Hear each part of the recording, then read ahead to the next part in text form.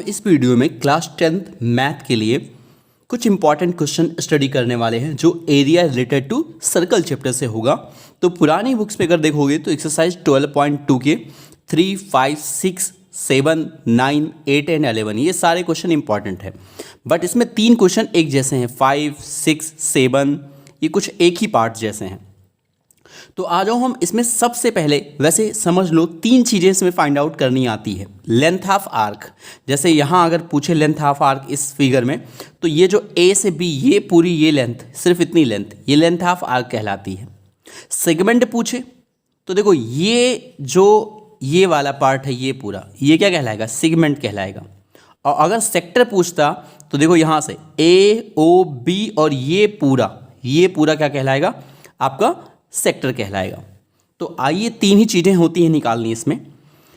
तो इसमें इस क्वेश्चन में आओ, सबसे पहले हम एनसीईआरटी से एग्जाम्पल नंबर 3 स्टडी करते हैं और ये कई बार रिपीट हुआ है आपके एनसीईआरटी में, और इसी से कनेक्टेड आपका 5 वाला भी है, 6 वाला भी है।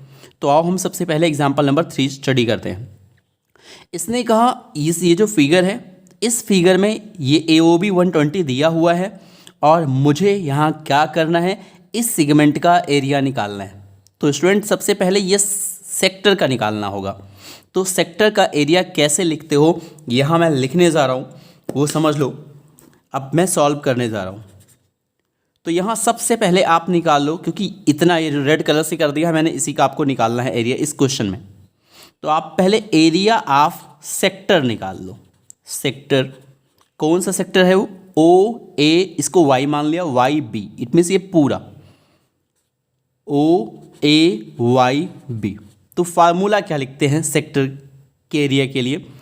θ/360 इंटू पाई आर स्क्वायर, ये होता है फार्मूला। थीटा की वैल्यू यहाँ कितनी थी? 120 थी। इसको मैंने A1 मान लिया, इस पूरे एरिया को। थीटा की वैल्यू थी 120/360 इंटू पाई की वैल्यू दी है, यस 22/7। और फिर आर की वैल्यू कितनी गिवन है? 21 सेंटीमीटर गिवन है। तो यहाँ आपने लिख दिया 21 इंटू 21, 123 0 0 ऐसे कैंसिल हो जाएगा, 12 3 36 हो गया, 7 3 31, 3 3 भी कैंसिल हो गया। अब आ गया 22 इंटू 21। तो ये पूरा सेक्टर का एरिया जो आ गया, जब आप मल्टीप्लाई करेंगे इसको तो आंसर क्या आएगा स्टूडेंट्स? 462 सेंटीमीटर स्क्वायर आ गया। ये पूरा सेक्टर का एरिया आ गया। अब ये जो ट्रायंगल है OAB, अगर इस ट्रायंगल का एरिया निकाल कर इसमें से माइनस कर दोगे तो ये सेक्टर का एरिया आ जाएगा। तो इस ट्रायंगल का एरिया कैसे निकालते हो? आ जाओ पहले इस ट्रायंगल को हम बना लेते हैं। ट्रायंगल था आपका इस टाइप का कुछ AB, और यहाँ O एक सेंटर था, ये था ऐसे। तो ये तो दोनों रेडियस है, OA और OB क्या है? ये रेडियस है, तो ये दोनों इक्वल होंगे। तो यहाँ से जब सामने वाले पर परपेंडिकुलर ड्रा करोगे, वैसे OAB किस टाइप का ट्रायंगल हो गया? Isosceles triangle. तो जब हम सामने वाले साइड पर परपेंडिकुलर ड्रा करते हैं तो ये बाइसेक्ट करती है, यानी ये और ये भी इक्वल हो जाएंगे, ये दोनों साइड हैं। तो अगर ये परपेंडिकुलर कर रहा है तो ये वैसे एंगल कितना था? 120। तो आइसोसेलेस ट्रायंगल में ये बाइसेक्ट ये भी हो जाता है, तो ये भी 60 हो जाएगा आपका, और ये भी आपका 60 हो जाएगा। इस पॉइंट को मैंने D मान लिया। तो किसी भी ट्रायंगल का एरिया निकालने के लिए अगर उसकी ये देखो ये हाइट हो गई, ये हाइट पता हो जाए और AB बेस पता हो जाए, तो अब देखो मैं यहाँ आपका जो ट्रिग्नोमेट्री यूज होता था उसका यूज करके मैं निकालने जा रहा हूँ। ये OD इसकी हाइट हो जाएगी और AB इसकी बेस हो जाएगी। तो देखो ये ODA में अगर हम देखें, ये तो भाई 90 के सामने वाला ये क्या कहलाता है? हाइपोटेनियस। तो ये तो तुम्हारा हाइपोटेनियस हो गया। ये एंगल 60 है, तो इसके सामने वाला ये क्या कहलाएगा? परपेंडिकुलर कहलाएगा। AD क्या हो गया? परपेंडिकुलर। और OD क्या हो जाएगा? बेस हो जाएगा। तो यहाँ मुझे OD निकालना है। तो OD के लिए भाई ये बेस है और ये परपेंडिकुलर। तो आप ये जानते होंगे, पंडित बद्री प्रसाद, ये बहुत मैं बता चुका हूँ इसको कई बार आपको। तो यहाँ आपको हाइपोटेनियस से कोई मतलब नहीं है, इसका मतलब यहाँ क्या यूज़ करोगे आप? बट एक बात है यहाँ, 21 साइड पता थी ये ओ ए, तो यहाँ 21 पता है भाई, हाइपोटेनियस का यूज करेंगे। तो एक बार हम पी बाई एच फॉलो कर लेते हैं इसमें। तो पी बाई एच क्या कहलाता था? साइन। तो मैंने लिखा in triangle O D A, क्योंकि मुझे ये बी और ओ डी दोनों निकालना है और हाइपोटेनियस गिवन है। तो ट्रायंगल ओ ए डी में जब आप लिखने जा रहे हैं तो आपने क्या यूज किया? साइन 60, क्योंकि भाई इसमें हाइपोटेनियस दिया है तो टेन आप मत यूज करो, टेन का यूज़ नहीं करना है, साइन या कॉस का यूज़ कर लो। तो साइन पी बाई एच होता है, तो पी यहाँ क्या है? ए डी है, और एच आपका तो ए बी दिया हुआ है, ए ओ, सॉरी ए ओ है आपका। ए डी तो ऐसे रहने दो, ए ओ आपको पता है कितना? 21, और साइन 60 की वैल्यू कितनी होती है? √3/2, और यहाँ आपने लिखा ए डी अपान 21। जब आप क्रॉस मल्टीप्लाई करोगे तो ए डी इजकल टू क्या आ जाएगा? यहाँ 21 डिवाइड कर रहा है, उधर जाके मल्टीप्लाई करेगा तो 21/2 √3 मीटर आ गया। ये ए डी निकल आया। तो जब ए डी निकल आया तो ए बी क्या हो जाएगा इसका? भाई ये दोनों ए डी और डी बी इक्वल थे, तो आप लिखोगे 2 into A D. A D की जो वैल्यू थी 21/2 √3, 2 कैंसिल हो जाएगा। इट मीन्स यहाँ जो ए बी की वैल्यू आ गई आपकी, वो कितनी आ गई? या यहीं लिख दे रहा हूँ, 21√3 आ गई। ये किसकी वैल्यू हो गई? ए बी की। अब ये तो बेस निकल आया, अब हाइट निकालना है। अब इसी में क्या यूज़ कर लो? कॉस। फिर आपने लिखा कॉस 60 डिग्री, तो पी बी बाई एच होता है, बी आपका यही हुआ बेस, ये वही परपेंडिकुलर ही है।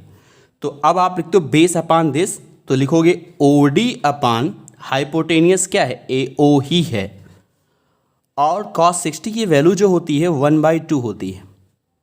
ओ डी आपको पता करना है, ए ओ तो भाई पहले से गिवन है 21। इट मीन्स यहाँ ओ डी की जो वैल्यू आ जाएगी 21/2 सेंटीमीटर आ जाएगी। देखो हाइट भी निकल गई।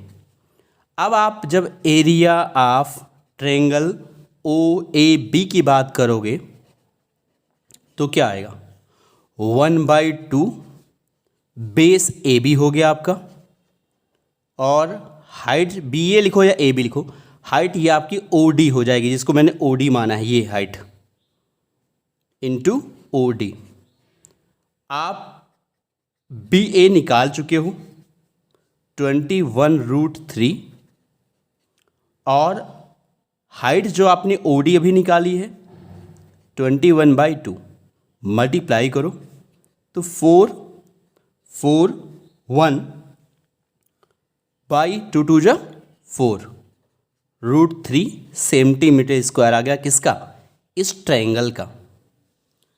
अब आपको जब लिखना होगा एरिया ऑफ सेगमेंट, तो क्या करोगे? पहले लिखोगे एरिया ऑफ सेक्टर। सेक्टर कौन सा?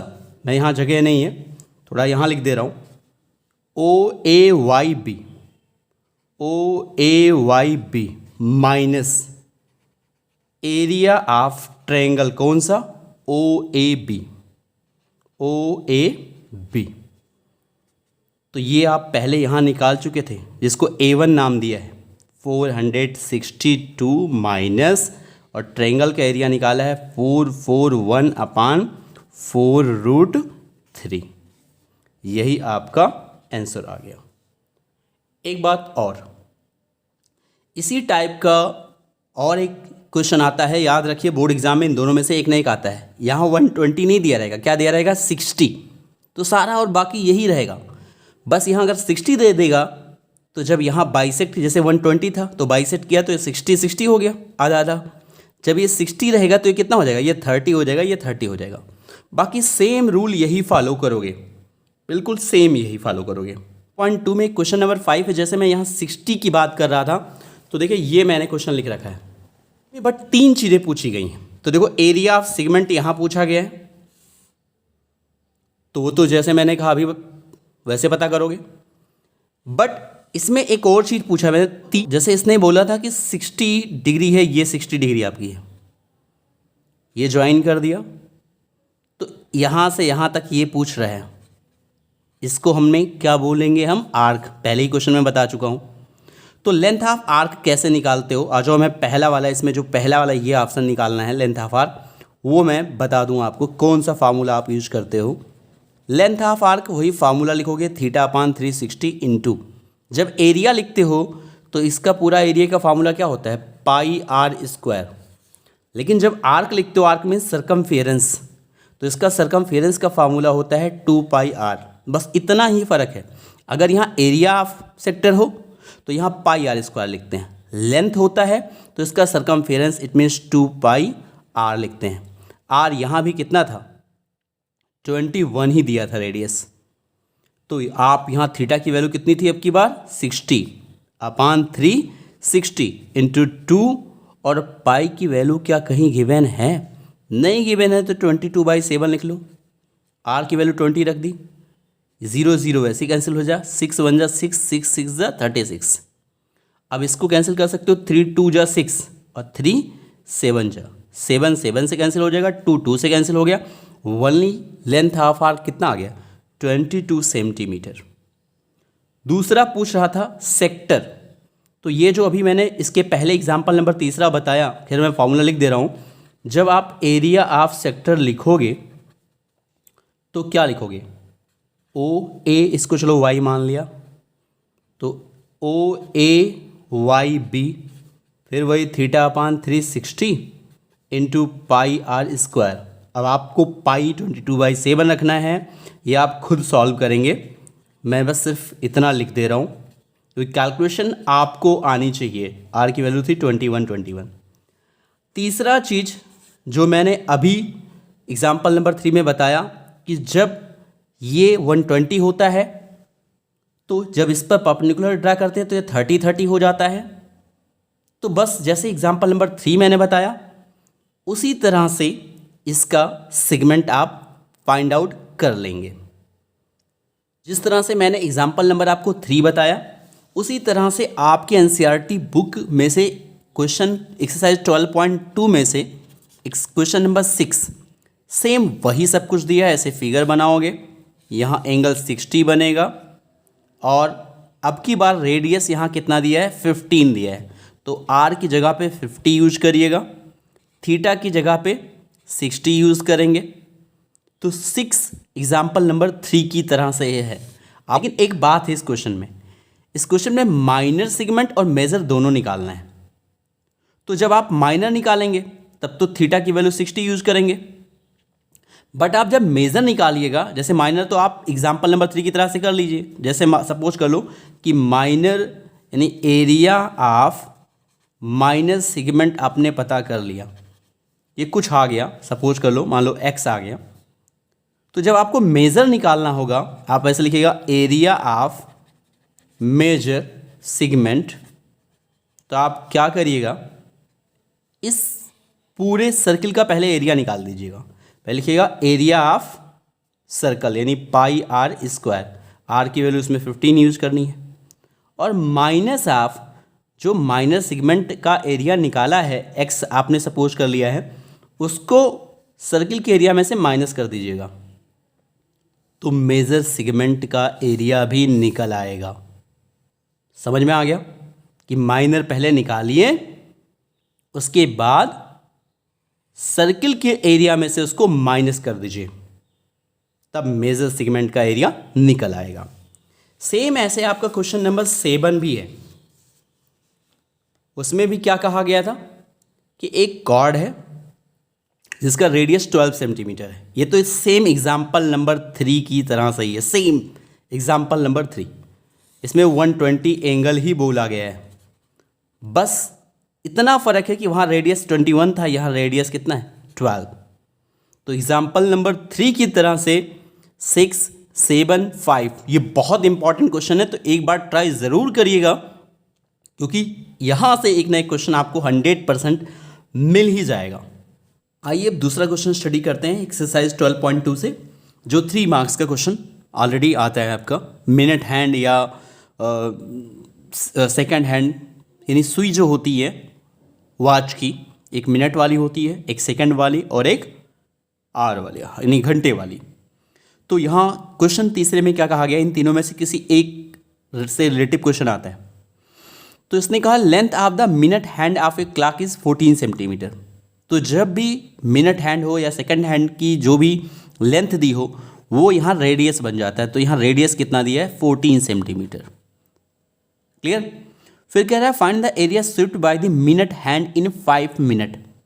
तो सबसे पहले इसमें ये पता कर लो कि मिनट हैंड वाली के लिए, यानी फॉर मिनट हैंड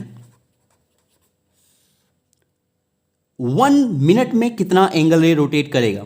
तो ये जब वॉच ये सपोज कर लो है, तो एक वॉच को मिनट हैंड वाली को पूरा राउंड कंप्लीट करने में कितना टाइम लगेगा, 60 मिनट। तो अगर आप लिखो पहले कि एंगल, यानी कितना एंगल रोटेट करेगा, angle swept in 1 minute for minute hand, minute hand. It means 1 minute में, भाई टोटल 60 मिनट में राउंड पूरा कंप्लीट करता है, तो एक राउंड कंप्लीट करने में कितना एंगल आता है, 360।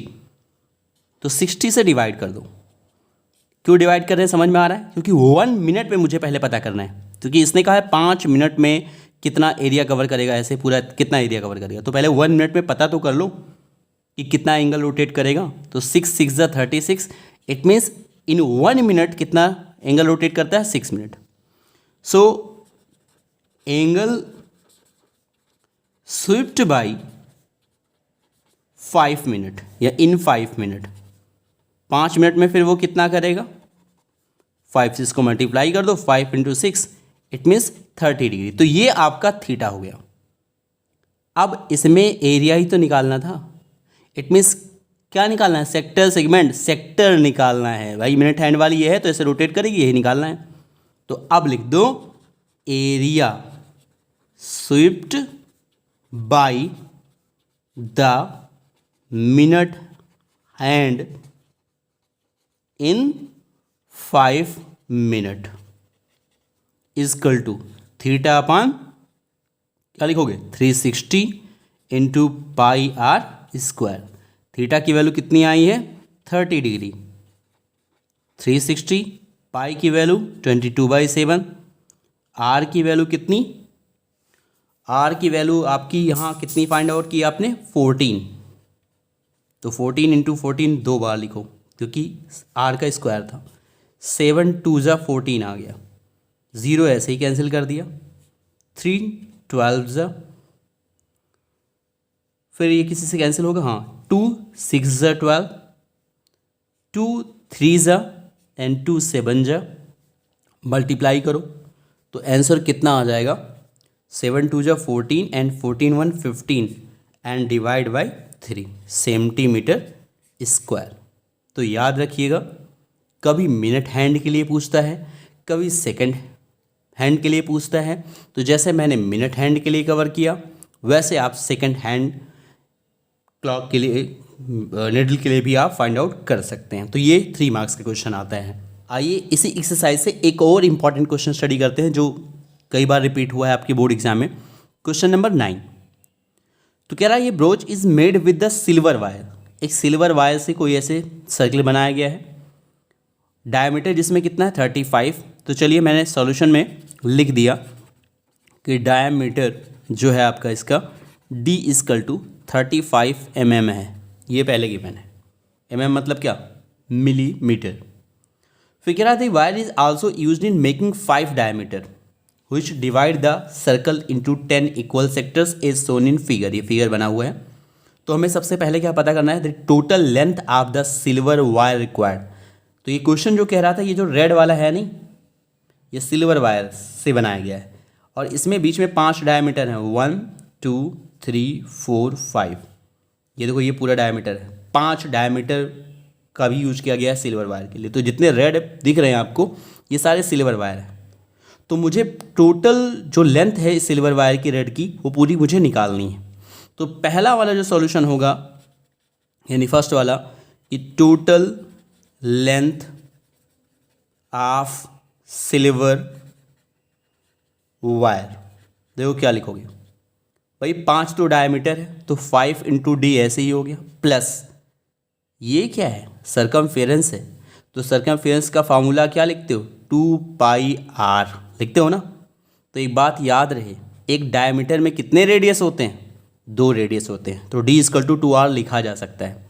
तो यहाँ हो गया 5d प्लस, अरे यहाँ पाई है, 2r ये है, तो 2r को क्या लिख सकते हो, d लिख सकते हो ना, तो ये भी तो लिख सकते हो। अब आप वैल्यू रख दो 5 और ये पाई डी है, तो 5d की वैल्यू कितनी थी 35 प्लस पाई की वैल्यू 27, डी की वैल्यू 35, 7 1 जा 7, 7 5 जा 35, ये 5 5 जा 25 और 5 3 जा 15 एंड 2 17 हो गया, एंड प्लस यहाँ 5 2 जा 10 एंड 10 1 11, दोनों को ऐड कर लो तो क्या आ गया 285 सेंटीमीटर। इतना सिल्वर वायर लगा है, ये रेड वाला जो दिख रहा है आपको, इतना रिक्वायरमेंट, इतनी लेंथ की सिल्वर वायर की पड़ेगी। दूसरा उसने कहा कि area of each sector of the broach, इसने पहले बोल रखा था कि जो डायमीटर हम बना रहे हैं ये सब 10 इक्वल पार्ट्स में डिवाइड हो रहा है। देखो ये पहला पार्ट हो गया, ये दूसरा हो गया, ये तीसरा हो गया, कितने इक्वल पार्ट्स में डिवाइड हो रहा है, 10 पार्ट्स में। तो ये टोटल एंगल कितना होता है 360। तो यहाँ थीटा, एक अगर एंगल निकालना चाहते हो थीटा, तो क्या लिखोगे 360 डिवाइड बाई 10, तो कितना आ जाएगा 36 डिग्री आ जाएगा। क्योंकि पूछ रहा है कि ये से ये है पूरा सेक्टर, ये एक सेक्टर का एरिया कितना होगा, तो एरिया ऑफ सेक्टर सेकंड वाला पोर्शन में अब सॉल्व करने जा रहा हूँ, सेकंड वाला पोर्शन। तो थीटा तो आपने कैसे निकाला समझ में आ गया, 10 इक्वल पार्ट्स में डिवाइड किया है। तो जब आप लिखोगे area of each sector of the brooch, तो theta upon 360 into pi are square. Theta की वैल्यू अभी आपने निकाला, कितना आया 36 अपान 360, पाई 22/7, और आर की वैल्यू यहाँ क्या आएगी 35/2, क्योंकि डायमीटर है ये तो रेडियस तो 2 से डिवाइड होगा ना, तो 35/2 स्क्वायर था इसलिए मैंने 2 बार लिख दिया। अब 31 और ये तो 10 आ जाएगा पूरा, 5 2 जा 10, 5 7 जा 35, 7 से 7 कैंसिल हो गया, 2 से ये 11 कैंसिल हो जाएगा। तो जब सब मल्टीप्लाई करोगे तो आंसर क्या आएगा, नीचे तो 4 आ जाएगा, और 35 11 जा जब यहाँ मल्टीप्लाई करोगे तो आएगा 385 divide by 4 mm square, sorry यहाँ सेंटीमीटर लिख दिया था, मिलीमीटर है, तो इतना एरिया आ गया। याद रहे, ये जितने भी क्वेश्चन मैं आपको इस एक्सरसाइज से बता रहा हूँ ये सारे मोस्ट इंपॉर्टेंट है और रिपीटेड क्वेश्चंस हैं, तो एक बार ज़रूर रिवाइज करिएगा। आइए इस चैप्टर का सबसे लास्ट क्वेश्चन स्टडी करते हैं, क्वेश्चन नंबर 8। ये भी आपका 1-2 बार रिपीट किया गया क्वेश्चन है, आपकी एक्सरसाइज से ही है, तो ये सारे एनसीईआरटी ही क्वेश्चन मैं ले रहा हूँ भाई। कह रहा है एक हॉर्स, एक घोड़ा है कोई, ये स्क्वायर था और कितना मीटर था 15 मीटर था। तो कह रहा है एक कॉर्नर से एक घोड़ा बंधा हुआ है और कितनी लंबी रस्सी से रोप से 5 मीटर, ये 5 मीटर है यहाँ से यहाँ तक की, तो ये कितना घास खा जाएगा। पहला क्वेश्चन यही है कि the area of the that part of the field in which the horse can graze, कितना घास खा जाएगा इससे। तो रेडियस यहाँ कितना दिया 5, पहला मैं सॉल्यूशन सॉल्व करने जा रहा हूँ, पहला पार्ट। रेडियस तुम्हारा 5 दिया है, एंगल इस स्क्वायर है तो कितना होगा 90 होगा, थीटा इक्वल 90 हो जाएगा। तो पहला वाला मैं सीधा सॉल्यूशन लिख रहा हूँ, एरिया ऑफ सेक्टर।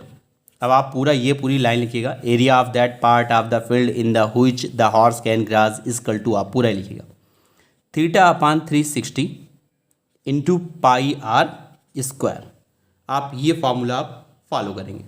थीटा की वैल्यू आपको पता है कितनी है 90 अपान 360, पाई की वैल्यू क्या यहाँ गिवन है, यस 3.14, ये गिवन था, आपने वैल्यू पुट कर दी। आर की वैल्यू कितनी है इसमें 5, तो 5 इंटू 5, अब 9 4 जा, क्लियर। और ऐसे इसको सॉल्व करोगे पूरा, तो मैं डायरेक्टली यहाँ लिख दे रहा हूँ अप्रॉक्स में, ये इनको मल्टीप्लाई करिएगा, फिर आप डिवाइड करिएगा 4 से, तो डायरेक्टली मैं सॉल्यूशन लिख रहा हूँ 19.625, ये सेंटीमीटर स्क्वायर आ जाएगा, यानी इतना घास ये खा लेगा। अब दूसरा क्वेश्चन कह रहा है कि अगर मान लो रस्सी जो है उसकी 5 मीटर से इंक्रीज करके कितनी कर दी जाए, 10 मीटर कर दी जाए, तो कितने घास जो खाएगा उसमें कितनी इंक्रीज हो जाएगा, यानी कितना इंक्रीमेंट आ जाएगा, कितना पहले से ज़्यादा और घास खा लेगा। तो ये इसको जो मैंने एरिया निकाला है उसको मैंने A1 मान लिया। अब ये 5 से कितना सेंटीमीटर रोप हो गई, 10 सेंटीमीटर होगा, ये पूरा इतना घास अब खाएगा, ये रेडियस अब 10 हो गया, R हो गया 10। तो चलो दूसरा पहले हम क्या करते हैं, जब रेडियस 10 हो गया तो उसके एरिया को मैंने A2 नाम दे दिया, थीटा अपान एंगल तो वही रहेगा भाई, बट अब की बार रेडियस चेंज हो गया, कितना हो गया, 10 हो गया है, तो आपने लिखा 90/360, पाई मीन्स 3.14 और रेडियस हो गया 10 इंटू 10। फिर उसी तरह से आप जब सॉल्व करेंगे, मल्टीप्लाई करेंगे, तो ये पूरी जो वैल्यू आएगी 78.5 सेंटीमीटर आ गया। भाई कैलकुलेशन मैंने पहले से कर रखा है, मैंने डायरेक्टली लिख दिया है, तो कैलकुलेशन करना आपको आना चाहिए। पहले इन सबको मल्टीप्लाई कर लीजिएगा, 4 से डिवाइड कर दीजिए। अब जो इंक्रीमेंट होगा एरिया में, भाई पहले इतना ही खाता था ये सिर्फ, अब इंक्रीमेंट वाला पोर्शन यही तो है सिर्फ, ये रेड वाला, तो ये पूरा एरिया आपने A2 माना है, इसको A2 मान लिया, और ये जो ब्लैक वाला है इसको A1 माना है। तो जब आप लिखोगे area increased A2 minus A1, तो A2 कितना था 78.5 माइनस 19.625। बहुत से बच्चों को सब्ट्रैक्ट करना नहीं आता, तो मैं यहाँ लिख दे रहा हूँ, देखो ये डेसिमल के नीचे डेसिमल लिखो। मैं जानता हूँ बहुत से लोगों को आता है 625, बट मैं वीक बच्चों के लिए थोड़ा सा लिख दे रहा हूँ। तो ये 5 हो जाएगा, 7 हो जाएगा, और 14 माइनस 6 8 हो गया। यहाँ कितना बचा, 7 माइनस 9 8 हो गया, और ये 5, यानी आंसर कितना आ गया, कितना इंक्रीमेंट हो जाएगा एरिया में 58.875, इतना आपके एरिया में इंक्रीमेंट आएगा। एक बात और, यहाँ मीटर दिया था, तो हर जगह यूनिट जो होगा मीटर ही लिखिएगा, क्या लिखिएगा, मीटर। तो ये भी क्वेश्चन समझ में आ गया। तो आपको मैंने जितने भी क्वेश्चन एनसीईआरटी से बताएं उतना आप सॉल्व कर लीजिए। कुछ क्वेश्चंस और एक्स्ट्रा जो आते हैं वो हम नेक्स्ट वीडियो में लेकर आएंगे। बस 2 वीडियो आप देख लीजिए, पूरा area related to circle complete हो जाएगा।